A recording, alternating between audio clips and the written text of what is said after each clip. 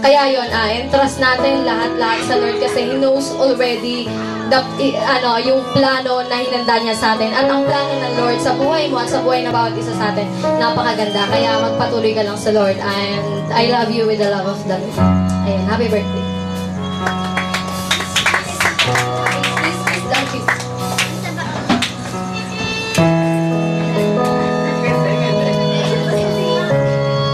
Now, to give us the next message to our dear debutant, may we call on Miss Rose Ann Rivera. Rose Ann is a leader of Ivy in Music Ministry.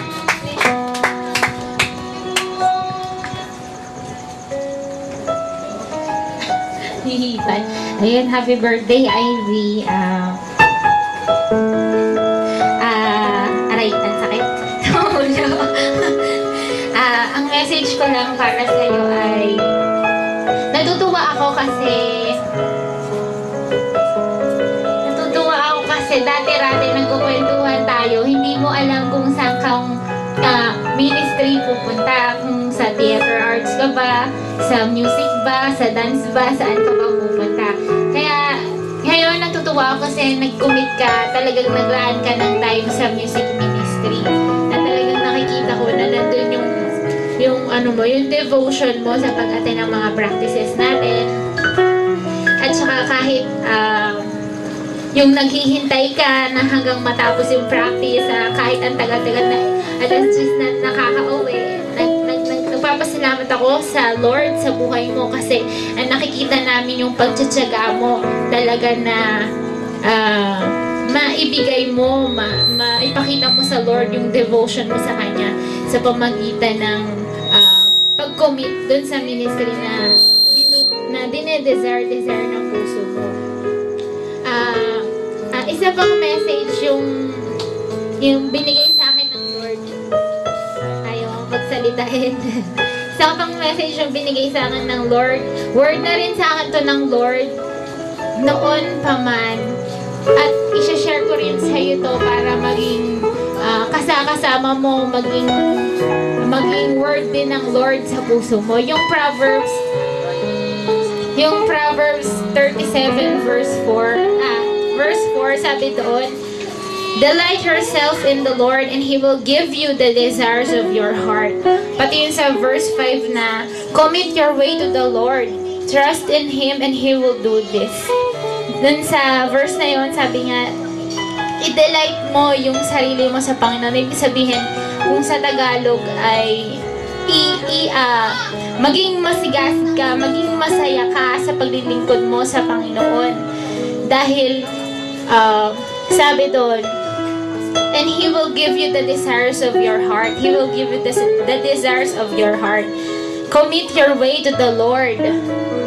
Commit your way to the Lord, trust in Him, and He will do this for you. Kasi isang testimony na rin yun sa akin na, diba, nung nag-aaral pa ako, kahit nursing student ako, alam naman natin lahat na kapag ka nursing student, maraming kinakabisado, maraming ginagawa, talagang toxic, talagang maraming mga bagay na dapat alamin, na dapat aralin. Pero sa kabila ng lahat ng nahihirapan ako sa school, talagang pinilit ko na kahit ako nag-aaral, pinipilit ko na I see to it na naibibigay ko sa yung karapat-dapat sa Panginoon, naibibigay ko yung dapat, yung deserving para sa Kanya. Kaya sa pag-aaral mo ngayon, ang dalangin ko lang, ang prayer ko lang, message ko lang ay i-continue mo lang yung paglilingkod mo sa Lord. Huwag mong hayaan na magkaroon ng imbalance. Balansehin mo lang sa pag-aaral at saka sa ministry, sa pamilya, yung relationship mo sa Lord. I-balance mo lang. Kaya ngayon, nagpapasalamat ako kasi binigay ng Lord yung pangarap ko na maging isang licensed nurse na. Sa kabila ng lahat ng, di ba? Sa kabila ng lahat ng mga talagang pinagdaraanan ko, pinagsasabay-sabay ko sila lahat, binabalanse ko. Pero yun, nagpapasalamat ako sa Lord kasi binigay niyo yung desire din ng puso ko. Ganon din sa'yo. Sa pag-aaral mo, pagka binalanse mo lahat yan, ibibigay ng Lord sa pagdating ng panahon, magiging successful ka rin. Kaya, ayun, delight yourself in the Lord and He will give you the desires of your heart. And commit your way to the Lord and trust Him that He will do this for you. Gagawin ng Lord yun para sa'yo. Basta maging matatag ka lang sa Panginoon, lagi kang mag-pray sa Panginoon, lagi mo ikausapin ng Lord na, Lord, gusto kong ganito, gusto ko ganyan, gusto ko ganito, Lord. Siyempre, sabi nga ng ate mo, Jeremiah 29:11, for I know the plans I have for you. Na ayun nga, nandun na ang Lord, ang mga plano niya para sa atin talagang mga the best. Hindi naman gusto ng Lord na mapahamak tayo or what. Ang gusto ng Lord yung pinaka the best para sa atin. Kaya, yun lang. Patuloy ka sa Panginoon, pagbutihan mo ang pag-aaral mo at ano mga bang course mo? HRF, malay mo makapagtayo ka pa ng hotel, ng restaurant, di ba? Kaya, ano mo lang sa Lord, delight yourself in the Lord. Ayun lang, masyado na akong mahaba. Sige, ayun, happy birthday, Ivy!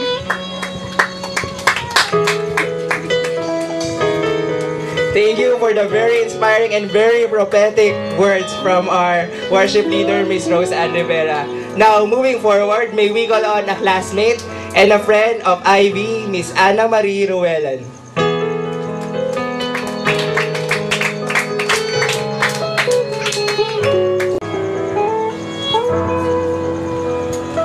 Ayun, happy birthday last day lang ako, last minute lang ako yun. Pero ayun. Lahat na kasi nasabi nila pero okay. Hindi yun, happy 18th birthday. Tsaka, alam ko naman na na gusto mo talaga mag-music, diba? Pero sana, hindi lang natin sa Lord ipakita yung totaling commitment natin. Siyempre sa mga worship leader din natin. Kasi, doon nila tayo nakikita kung talagang gusto talaga natin talagang magpagamit sa Lord sa ministry music, diba? Ayun nga, ayun, parehas tayo ng course, HRM, kumbaga, talagang kala nila madali, no? Pero mahirap. And then yun talagang magastos ka talaga. Pero, sabi nga, diba, kung ano dinidesire ng heart mo talaga is, ibibigay naman ng Lord yan talaga. Sabi nga, kumbaga, pray lang talaga tayo ng pray kasi ibibigay naman ng Lord lahat ng dinidesire ng puso natin. Ayun, kung talagang music na talaga yung gusto mong ministry, go! Go ka kasi tayo na yung mga susunod kalahati, diba? Kumbaga tayo na yung talagang yung generation ngayon. Kaya, pare-parehas naman tayong boses. Hindi kumbaga ibig ko sabihin, syempre, ipagamit natin kung ano yung meron tayo sa Lord ngayon, diba? Sa pag-aaral mo, yun, thank God. Diba? Sa kabila ng problema is, nakahabol ka pala, talagang to God be the glory.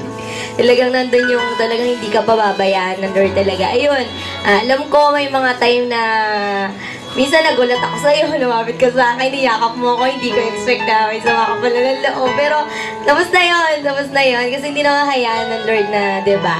Kaya ayun, happy birthday and more blessings to come sa family mo. Tsaka sa pag-aaral mo, pagbutihan mo, masarap maging HRM.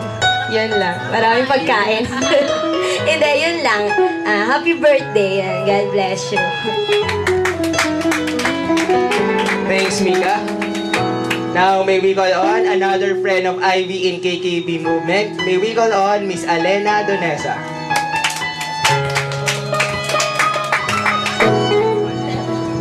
Yan, Ate Ivy, happy 18th birthday. Wish ko lang mapahaba pa yung life mo. Tapos, pagpatuloy niyo po yung pag-serve niyo kay God. At saka, salamat sa lahat kasi first time ko sa music, kayo yung talagang naging close friend ko. Then, salamat din dahil naging 18 candles ako for the first time.